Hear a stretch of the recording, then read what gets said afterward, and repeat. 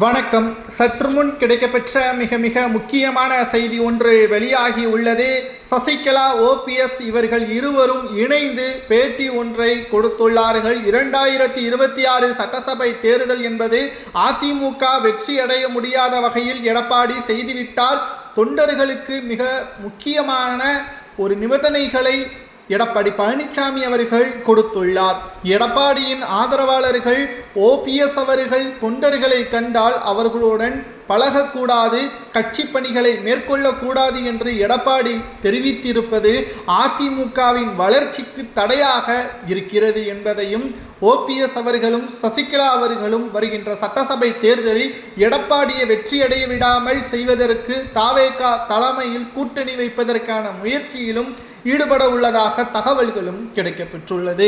சசிகலா அவர்கள் இன்று செய்தியாளர்களது சந்திப்பின் பொழுது பேசியது என்ன என்று பார்க்கும் பொழுது, எடப்பாடி பழனிசாமி அவர்கள் எம்ஜிஆர் வழியில் வந்த ஆட்சியையும் மறைந்த முதல்வர் ஜெயலலிதா அவர்கள் வழியில் வந்த ஆட்சியையும் மறந்துவிட்டார். அவரது பதவியை தக்க வைத்துக் கொள்வதற்கு என்ன வேண்டுமானாலும் செய்து வருகிறார். நிச்சயம் இது அதிமுகவின் வளர்ச்சியே ஒருபோதும் எட்டாது. தோல்வியை மட்டும்தான் கடந்த தேர்தல்களில் பெற்றது போல் சட்டசபை தேர்தலிலும் அதிமுக தோல்வியை மட்டும்தான் பெறும் என்பதையும் சசிகலா அவர்கள் கூறியுள்ளார். தென் மாவட்டங்களில் போட்டியிடுவேன் என்பதும், எனக்கு ஆதரவாக இருக்கக்கூடியவர்கள் எடப்பாடியின் கூடவே இருக்கிறார்கள், எப்ப வேண்டுமானாலும் எடப்பாடியின் நிலைமை தலைகீழாக மாறலாம் என்றும் எச்சரிக்கை விடுக்கும் விதமாக பேசியிருப்பதுதான் பரபரப்பை அரசியல் வட்டாரத்தில் ஏற்படுத்தியுள்ளது.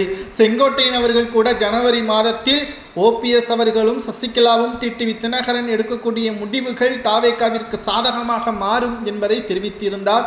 ஜனவரி மாதமும் வந்துவிட்டது. பொங்கலுக்கு முன்பாக அறிவிப்புகள் வெளியாகும் என்று எதிர்பார்க்கப்படுகிறது. சசிகலா அவர்களும் டிடிவி தினகரனும் ஓபிஎஸ் அவர்களும் தற்பொழுது அதிமுகவில் இணைந்தால் நிச்சயம் மெகா கூட்டணி அமைந்தது போல் வெற்றி உறுதி.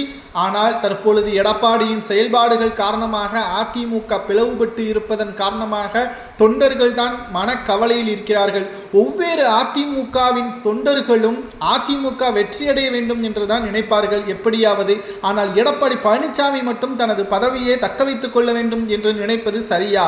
இது உண்மையான அதிமுகவின் தொண்டர்கள் ஏற்றுக்கொள்ளக்கூடியதா என்பதை மறக்காம கமெண்ட் வாயிலாக கூறுங்கள். ஏனென்றால் அதிமுகவை பொறுத்தளவிற்கு திமுக தான் தனது எதிரியாக இதுவரைக்கும் எம்ஜிஆரும் ஜெயலலிதா அவர்களும் செயல்பட்டு வந்தார்கள். ஆனால் புதிதாக எடப்பாடியோ ஓபிஎஸும் சசிகலாவும் டிடிவி தினகரன் தான் எதிரி, அதற்கு பிறகுதான் தினகரனுக்கு பிறகுதான் திமுக எதிரி என்று எடப்பாடி கூறுவது சரியா என்பதை உண்மையான தொண்டர்கள் கமெண்ட் வாயிலாக கூறுங்கள்.